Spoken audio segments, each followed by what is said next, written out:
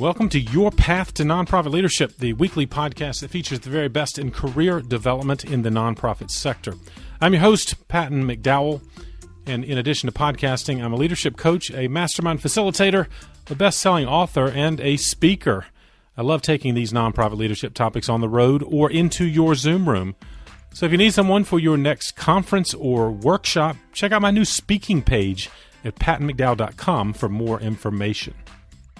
Now, I know you're going to enjoy a fantastic conversation that I had in this episode with Nyeisha Dewitt, who was very successful in her own right as a professional, as an educator, but she felt a calling to go back and serve her community around a cause and, frankly, a challenge that she experienced herself in her high school days. And now she's doing something about it. And I think you're really going to appreciate the organization she has built, co-founded in the Bay Area. It's called Oakland Natives Give Back. Now, of course, it is doing great work, and you're going to enjoy learning more about it. But you're also going to appreciate the practical advice Nyeisha offers and the lessons she's learned around raising funds and building a team and engaging her community, all of these things that are critical to your nonprofit leadership. Don't forget to check out the show notes. This is episode number 182. Just go to the new podcast page at pattonmcdowell.com, and you'll find all of the resources we discussed, as well as more information on Nyeisha and the great work she's doing through Oakland Natives Give Back. Without further ado, please enjoy my conversation with Nyeisha Dewitt. Nyeisha, thank you for joining me on the path. Oh, thank you so much, Patton, for having me. Well, I'm excited about this conversation. You've had a wonderful leadership journey, and you bring experiences from multiple fronts, but you are in the midst of running a complex nonprofit organization. And so your executive skills and lessons, I think, are going to really resonate with our listeners who are either in leadership roles, trying to do better, or they want to be a leader and follow your path. And so I know you're going to offer insight on both of those fronts. But let's start with something. I bet you have these conversations with your colleagues. What's the biggest challenge you're dealing with right now? Is there, I'm guessing there may be more than one, but is there one particular challenge that, as a nonprofit leader, you're having to address right now? Yes, I would say the biggest challenge we're facing, or I'm having to face right now, would be staffing. Post-pandemic. It's just very interesting and nuanced on many levels. And then I would also just say that it's difficult when you're trying to gel or rebuild your organization after having to have so many changes with staffing and the members on your team, rebuilding in a way that's intentional and that is thoughtful of folks who are experiencing mental health challenges as they come back from being sheltered and are having distance or virtual experiences. I think those are challenges. When I say that's the latter, it's more because of the fact that they are just trying to get everyone to gel and be on the same page and buy in to what we're trying to do so we can scale and grow. So having all of that, having lots of new people, trying to recruit new people, all of that is just a little bit challenging, I would say. I can only imagine. And as you said, in the virtual kind of experience we all had, that made it more difficult. And even though we're coming back, are you in somewhat of a hybrid environment for your team? Is that, or everybody is generally back in person, but you're still trying to fill spots? Is that part of the challenge? We're actually fully staffed. The reason why I say it's a challenge was finding, folks who were ready to come back. There is this new expectation that working virtually is acceptable. And I think that, we're definitely fully in the office. Most of our team we work every day in the office. We have some offshore staff, support staff that supports us in their offshore, like I said, but everyone else works inside the office. And it was difficult to get people to feel like, yeah, they were like, can I work hybrid or, a couple days from home? And I was like, no, that's just not going to work for our organization, because we really want to feel your presence. We want you to feel Yes. our presence. We want there to be camaraderie and teamwork, and not having to set a meeting every time you want to stop by and talk to someone. So I just find that with the work that we're doing and the way that we need to support one another, it's extremely important that we have that in-person experience, so that so we can fully, you just have one another, and, be able to have access to one another without setting an appointment. But you're finding some folks, again, coming out of the pandemic, are just not ready to do that. And that's made it harder to find the kind of talent that you need. I hear this from other executive directors, this challenge, and I wondered kind of how you've tried to deal with that. Yeah, I mean, we have had that challenge. We had that challenge earlier on, but when we are very explicit in our job postings that this is an in-person job, it is Yeah. not hybrid. There is no exception for that, because most of the time, some of our work is happening in the field or at schools, and so there, for that reason alone, you can't be You have in to. Tennessee, you know what I mean? Yeah. So Yeah. we recruit locally, and we have the expectation that folks work in the office. And it was difficult at first, because people weren't comfortable coming out of the comforts of their home, and they've been able to do everything that they did, even in nonprofit, from wherever they were in their comfy socks. I think that was the biggest challenge. When I say recruiting, it was just having people come back into the office and deal with human beings that were not related to them, because imagine, Yes. having all of your close family and friends are the only ones that can talk to you or touch you or, be in your space. Obviously, there were some concerns that were valid, right? They like, who have you been around, and Yeah. who The was your healthcare. circle over Yeah. the weekend, and were you exposed to COVID? And so since we've moved a little bit beyond that, most people are a little bit more, they're careful, obviously, and they concern themselves for others' well-being, but we've moved past some of that initial fear. But still, people are, the things that they're able to do at home, whether it's, have a shot in the morning, Yeah. or, Yeah. do anything, like they can't do that and come into the office setting. So it's just a little bit of an adjustment, I would say, for people coming back after COVID, and staffing and finding the right staff who were committed, who aren't, trying to, what do they call it, quiet quitting and all Yeah. that. Yeah. Right. Exactly. And and I want to Yeah. get back to that, because I think you managed that beautifully. And despite these challenges, and their lessons that we can all learn. But let me go to this first before we talk about your journey. Talk about the organization for our listeners that don't know about Oakland Natives Give Back. Exactly what is the work you do?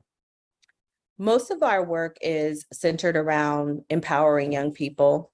We fund and incubate exciting ideas, innovative ideas around how to combat some serious issues we face in education and in the lives of young people in general. Um, Most of our work right now is centered around chronic absenteeism, or increasing the days that students go to school, and empowering girls to be problem solvers and innovators and thinkers of the future. So those are the two pillars. And we also have a philanthropic arm where we fund small or emerging nonprofit organizations in our community. Yeah, I love that. And I guess, as the title implies, you're in Oakland, California. And are you part of other networks, Nyeisha, or is this, an independent organization just there in the Oakland community? We're just here in Oakland. We started in 2008 with a backpack giveaway.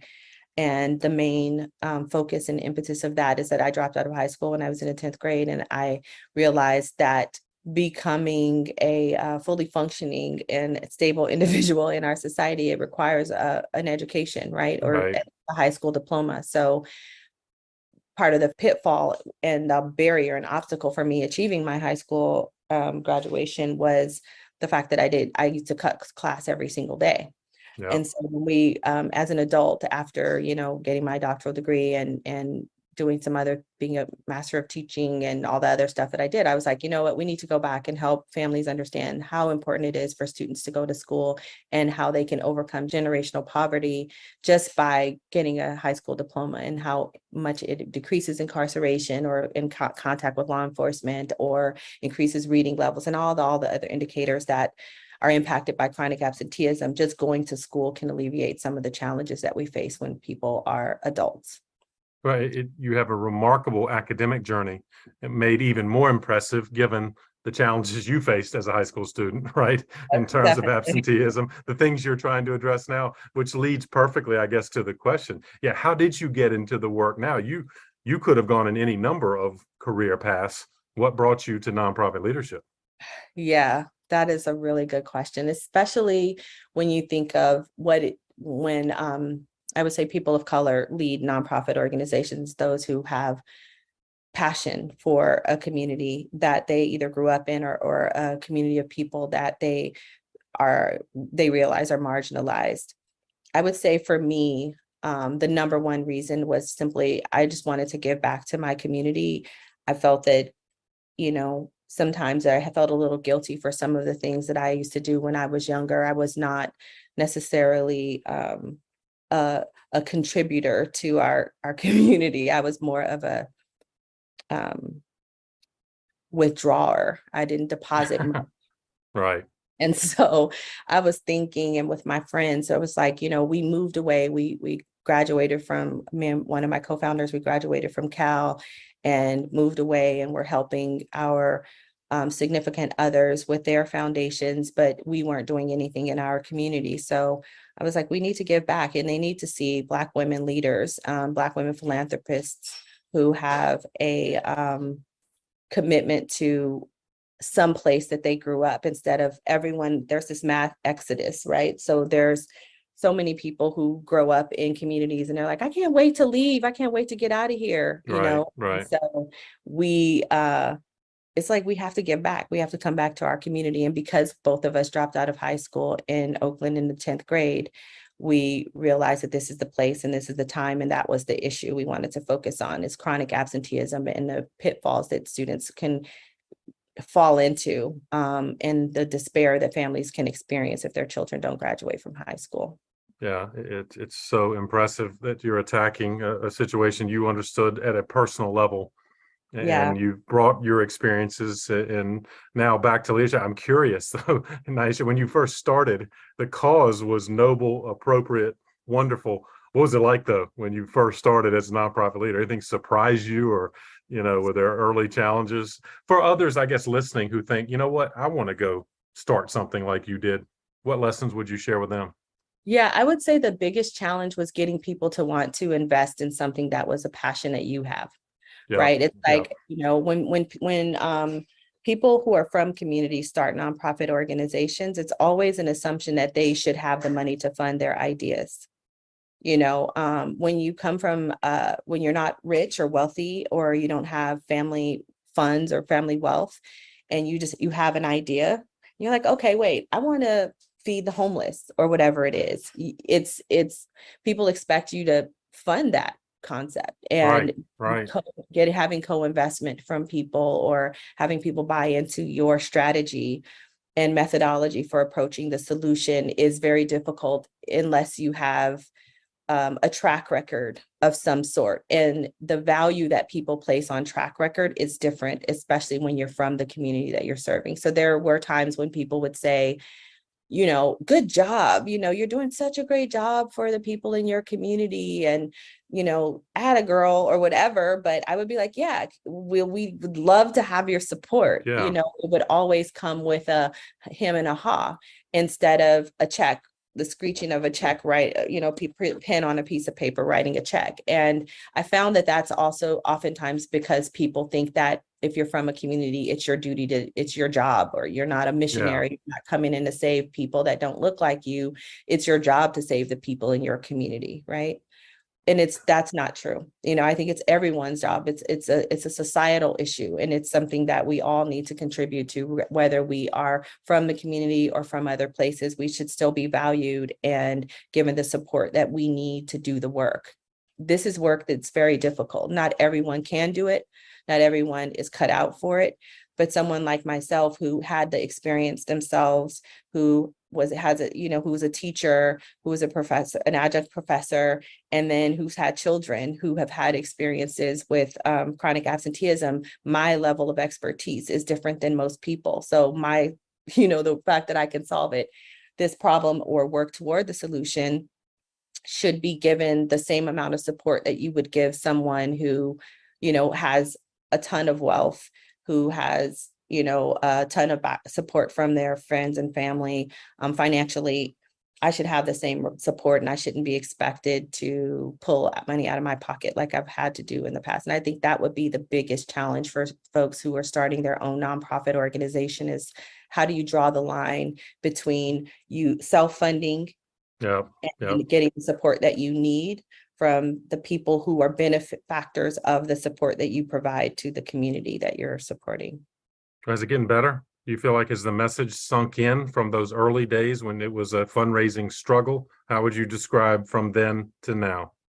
It's still a struggle. It's still a struggle, but I think that what folks have said to me is that once you get your first check, all the checks are easy after that. Like once you get someone to believe in you and you get a grant, then it's easier after that. I don't know that I find it easier. I think I'm more hopeful for sure, because sometimes it's really lonely when you're like, does anyone else know that this works, or does anyone believe it, or should I just give up? There were times that I wanted to give up. I was like, forget this nonprofit stuff. I'm about to, start a company, and do something else, right? And build wealth. And that's another thing you mentioned. It's like there are lots of things that most of us could do with our lives. There is no, there's a misconception when people of color are in nonprofit organizations is that we can't do something else with our time, that we have to, this is what we do because we have no other choice. I'm pretty sure that I could get a job at any of the, companies in Silicon Valley, could have gone down many pathways to become be the professional that I am and contribute to other industry, right? But this is what I do. I'm an entrepreneur at heart, honestly. So starting a nonprofit is just one other entrepreneurial expression, but I believe that, like I said, the journey can be long and hard, and it can seem like it should be a lot easier than it is. And I feel like at some point it will become a lot easier than it has been. Yeah, but it's hard. It's hard work. But it is hard. Right. And that's a lesson I know you want our listeners to hear. But I hope on those days when you're like, you know what, I think maybe I should do something else, you have to see progress, right, in the young women you're serving. Or tell me about that. I mean, do you feel like, I do see progress in the mission that we're trying to accomplish? I do. And most of, again, our work is, we work with very severely chronic absent students in Oakland Unified School District currently, and high school students and elementary school students. And we also work with girls. And I think that the opportunity that doesn't escape me, or the thought that doesn't escape me is that we have such a deep opportunity to support and help young people thrive. And and I also often wish, like, gosh, when I was younger, I wish I had a program like the one that we offer, right? So when we see young people who graduate from high school, or when we're passing out backpacks and school supplies and shoes, and families are extremely appreciative because we've removed some barriers that they would have had for their students starting school on time, or when we have young people who may have been homeless if we had not given them the cash grants that we award. And they say that I want to give my award, because we give away $500 to students for having nearly perfect attendance. That's one of our programs. And so they say, I want to take this money and pay my mom's rent, because they know that their family is facing turmoil and financial turmoil. That's what keeps me going. When we are passing out checks and giving stuff away, removing barriers to students having success in school, awarding and acknowledging students and families for a job well done, getting their students to school. That's the stuff that motivates me and makes me feel like, you know what? I guess I was born to do this. Exactly. Like, goodness gracious, I guess I was born to do this. and you roll up your sleeves one more day, right? I guess sometimes it feels, but and you make a great point, and you know better than anyone that the issues of absenteeism, I guess they're not just like these young people don't like school, but they're dealing with all kinds of issues, right? And I guess that's how you're attacking this problem. Yeah, there are all kinds of issues, but most of it is rooted in poverty. And so when you think of whether it's they don't have clean laundry, they're living in temporary housing situations, they have transportation issues, food insecurity, they are having to commute too far. It's one thing to not have enough money to get on the bus, right? Then there's something altogether different if you live 45 minutes away and your parent doesn't feel like getting you up because they're not going to work that day and they Right. have, so there's housing, expensive housing here in Oakland. So people move further out, but their parents work locally or having to care for siblings, which means that their parents don't necessarily have enough money to pay for childcare for their students. And the list goes on and on. Some students are working right now because they have to bring an income into the house, and it's better. Their parents will be like, yeah, they can't go to school because, they have a health issue. And they're like, okay, well, we want to come meet with the student. Well, they have to go to work. And I say, wait.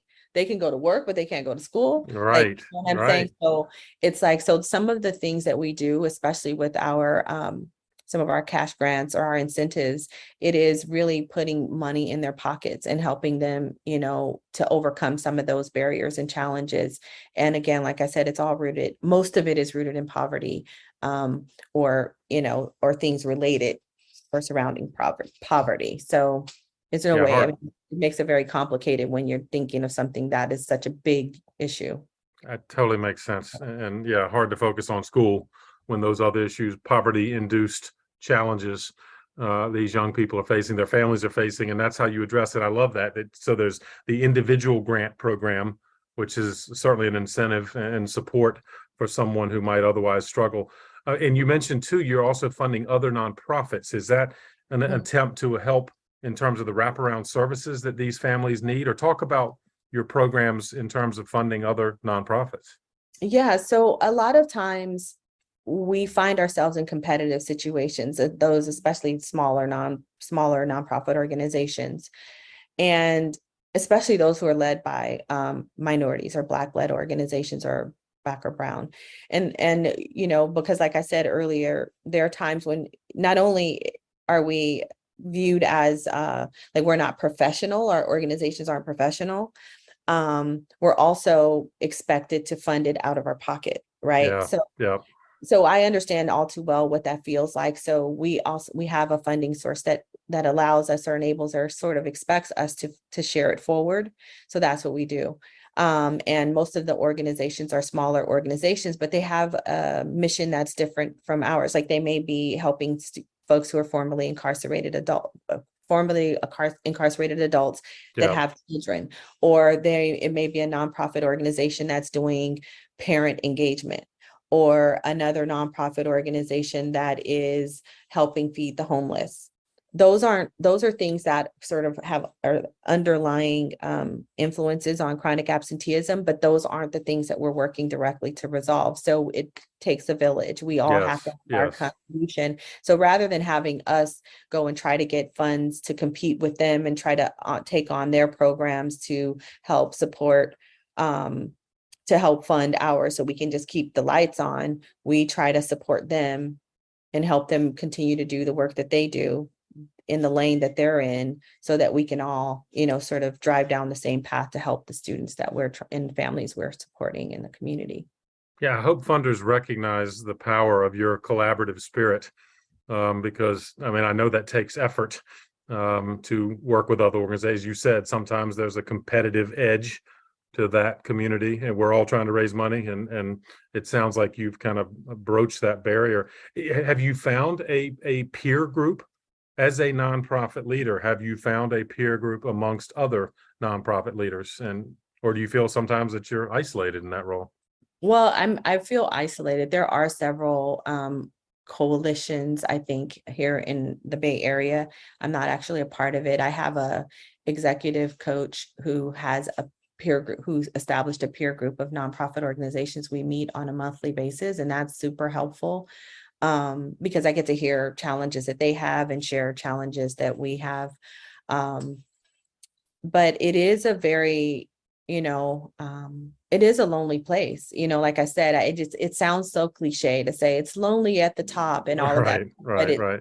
it's just different because I mean, we are in a building, the way our organization is housed in a building that will have a lot of Black-led organizations in one space. Right. So about 9 of us in there. And we've talked a little bit about like, let's come together and support one another, because some of us have different funding sources and have different relationships with different individuals or funders or things like that.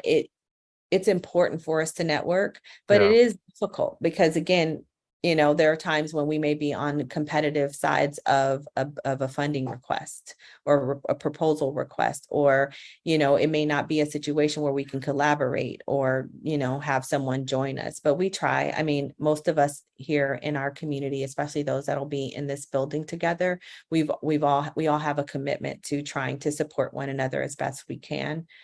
But, for years before this happened, it was extremely difficult. I mean, whether Really. it's like, imagine I'm a teacher, you know what I mean? That was my background before I went to business school this last year, last couple of years during the pandemic. I was like, I got to get better at business because I'm Yeah. actually running a business. Yes. To scale it, I have to know how to do that. So I went back and got another degree. But prior to that, I mean, there is some truth in the myth that just because you have a heart to give doesn't mean that you should be in the business of creating a business to give, right? Yes. And so there is some professional development that it would be essential to a nonprofit leader for them to kind of go through or put themselves through, so they can understand the complexities of human resources and accounting and compliance and stuff like that. That is real, you know what I mean? And since we've had our organization, it hasn't been out of compliance once, because I made it a point to hire the right support, the right attorney, the right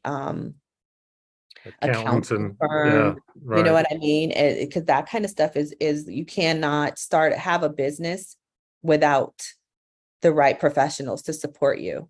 That's so So true. yeah. And no matter how great your cause is, as you say, Nyeisha, it's still a business, right? We have to run it and maintain our existence. And of course, that's why I'm grateful for your insight, because you bring an authenticity to this discussion. Because I think, and I bet you've had friends too that think, oh, that must be nice. You work in nonprofit, and it must be happy, feel good stuff every day. And it's hard work, right? Oh my God. Well, let me ask you this, because I bet there's listeners thinking, all right, I get it. I understand the reality of this work. Broadly speaking, how do you spend your time?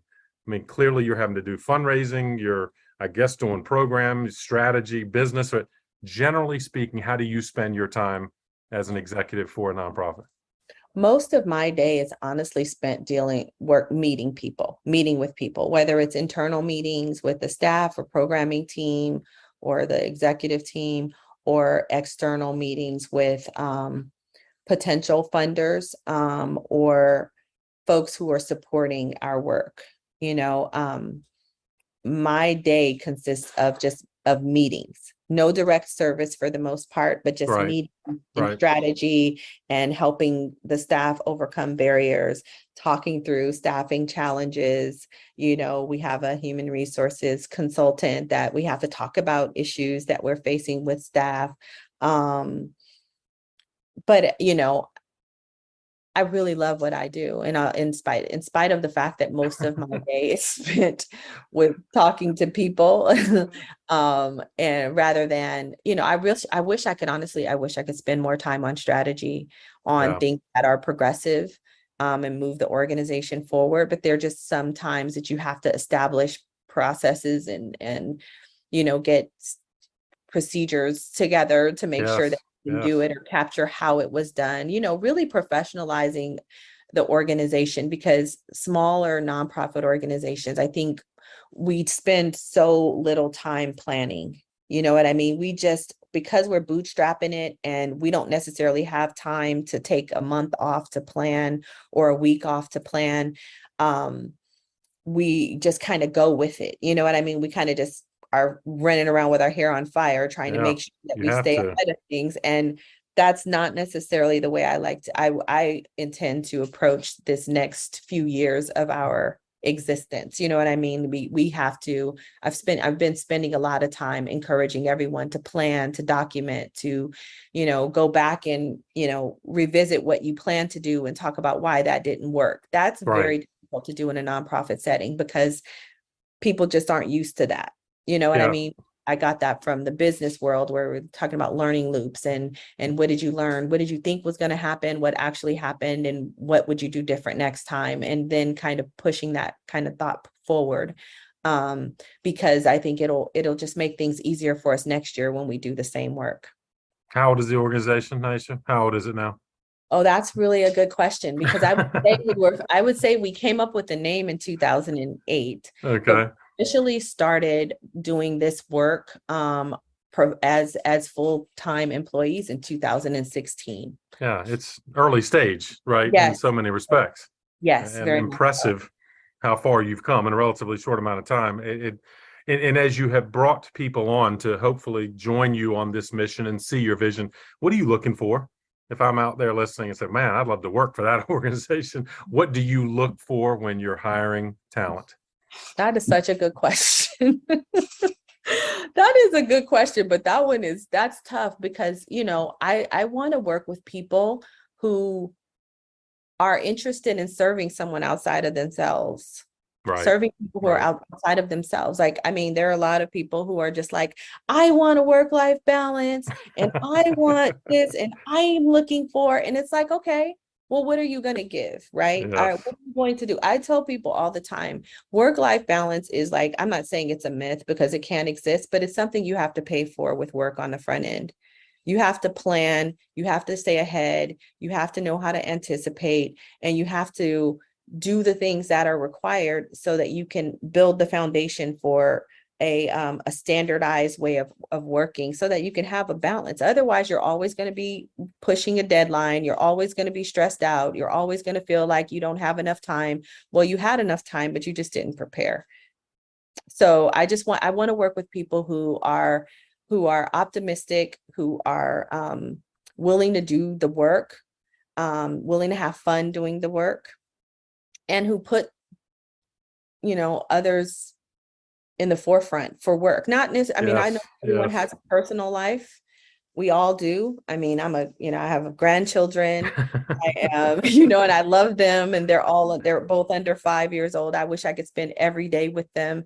And I have, kids that are in college, and I want to visit them and make sure that I spend as much time with them as possible. But, I'm dedicated to my job, and I feel that I want to work with people who are equally committed professionally to the things they do as professionals. Yeah, you articulate that beautifully. And I think, you shouldn't apologize for the expectations you bring as a leader, and those that want to work with you should understand that. Is there a similar dynamic with a board? What is the relationship with your board of directors or key volunteers that you are also working with as a nonprofit leader?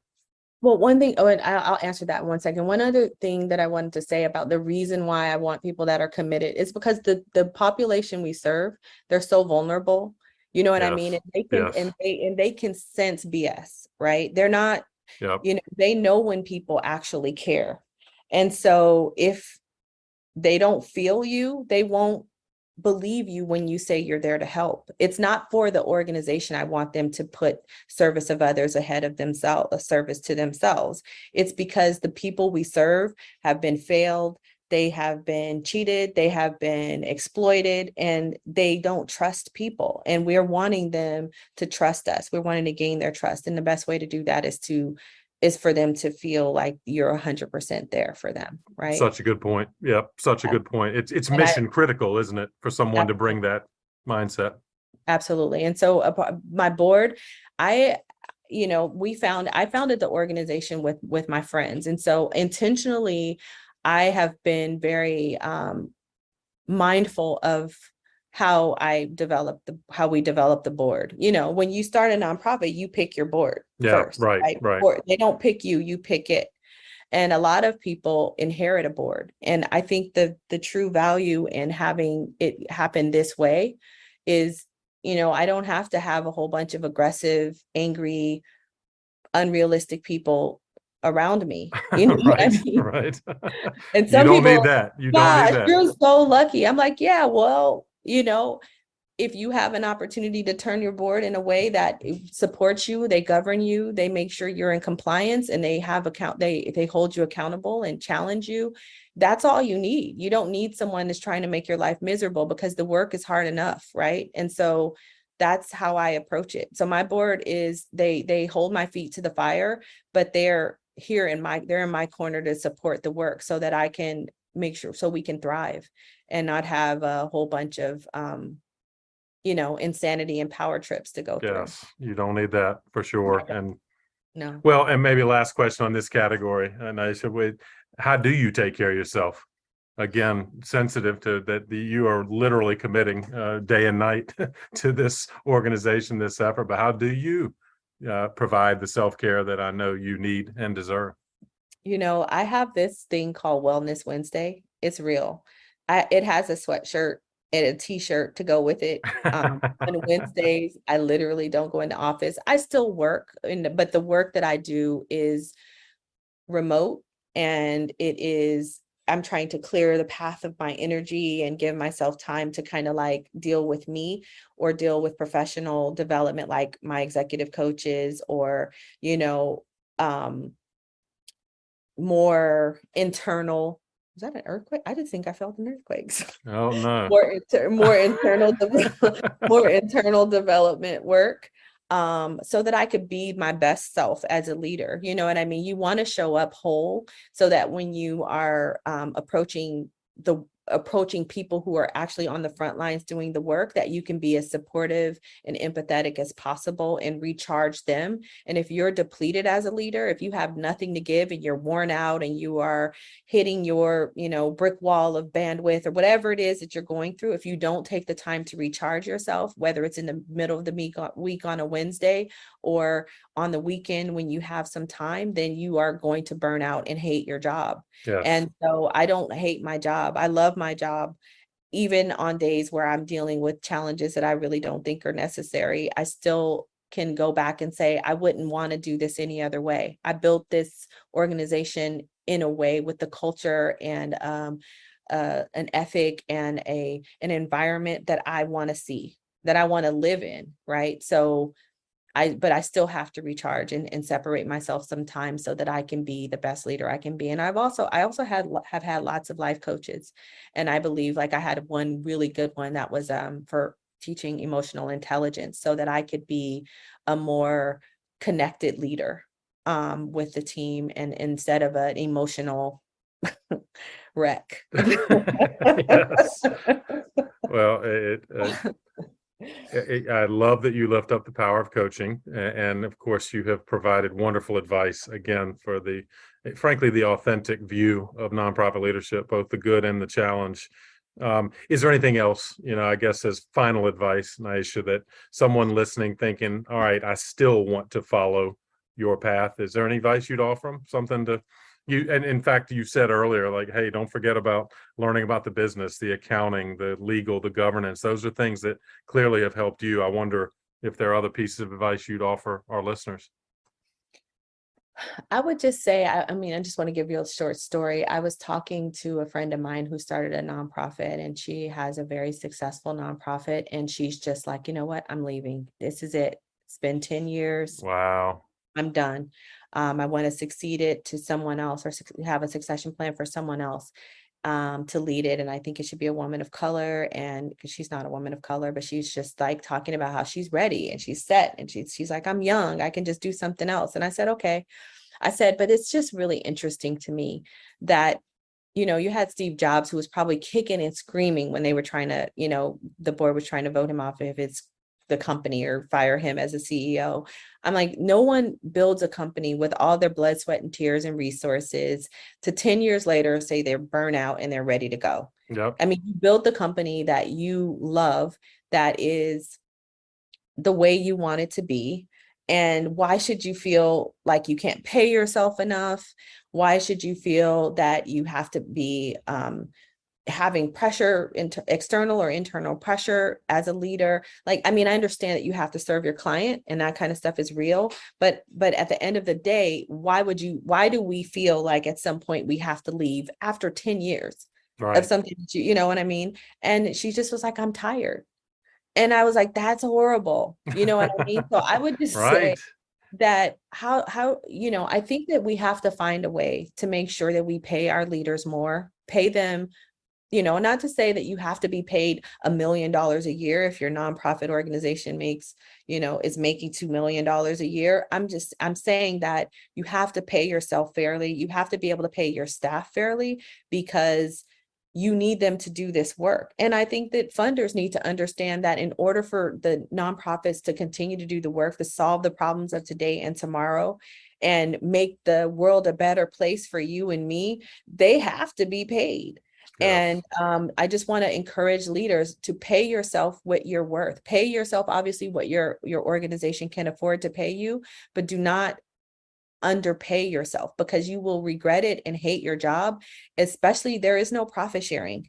There is no profit sharing at the end of this journey. You know what I mean? It's not like there is no really, very few of us have a golden parachute that we're going to just glide out of. And very few of us will, after working in a nonprofit environment, will want to transition to the public, to the private sector and work at a corporation, because we're just not built for that sort of stimulation. So after years of working in nonprofit. So I would just encourage you to pay yourself well, and set yourself up to be a professional organization that people can view in that way, where people can view it in that way. And, just enjoy yourself, enjoy your work, and build it in a way that is sustainable, so that you can have the work and continue to serve people for years to come. It's fantastic. And you've been a great advocate for taking care of yourself in every respect, including financially. And I'm glad you raised that point, because you're right. The nonprofit sector is not going to survive or thrive if we have to take a vow of poverty to lead organizations. And that's just not fair to you, your family. And so thank you for raising that very important point. Nyeisha, if I can ask you for a parting gift, this was coming, but love to know if there's a book that's been meaningful to you on your journey that you might recommend to our listeners. Yeah, there's a book that I read a few years ago that I planned to read it again in November. It's called Celestine Prophecy by James Redfield. And I think I read it during the pandemic, and it was refreshing to me, and it gave me some insight into some things that I was going through. It was just weird. I was like, how is a fictional book and it's still makes relevant sense to your way. And it's like, it just really hit home. So I plan to read it again so that I could read the next book that was written, The 10th Insight. So I just want to kind of go through it and see what I can find out about myself. Someone said, if you read it again, you'll learn something new about yourself, or learn something new about the people around you. So I was like, okay, I'll give it a try. Well, I'm delighted to share that with our listeners, and we will include it in the show notes that I know our listeners will need to check out. In fact, where would you like folks listening where can they find out more about you and the great work you're doing? Oh, wow. They can check us out on our website, oaklandnatives.org. They can always email me with any questions. I don't know if my email is listed, but I'll share it here with you. It's my name, Nyeisha, at oaklandnatives.org. So I'm always open to talk about, the journey, and also willing to be to give some insight or be a listening ear. I find myself being a coach type of person. So I always want leaders to succeed and to feel like they can thrive in this space.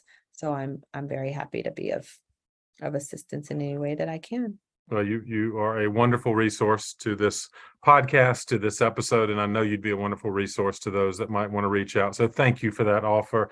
And thanks again, Nyeisha, for joining me on the path. Oh, yeah, you're welcome. Thank you for having me. Well, I hope you enjoyed this conversation with Nyeisha as much as I did, and came away with some really practical ideas that can guide your leadership journey and frankly help your organization be more effective. Don't forget about the show notes. They are available on our website, pattonmcdowell.com, where you can find out more about Nyeisha, about Oakland natives give back and the other resources she and I discussed, including some great book recommendations. Again, this is episode number 182. And as always, I hope you'll share this episode with just one other person on the nonprofit leadership path.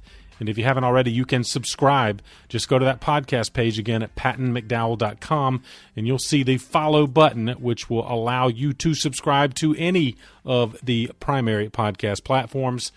And of course, don't miss out on any of our weekly episodes. They come out every Thursday.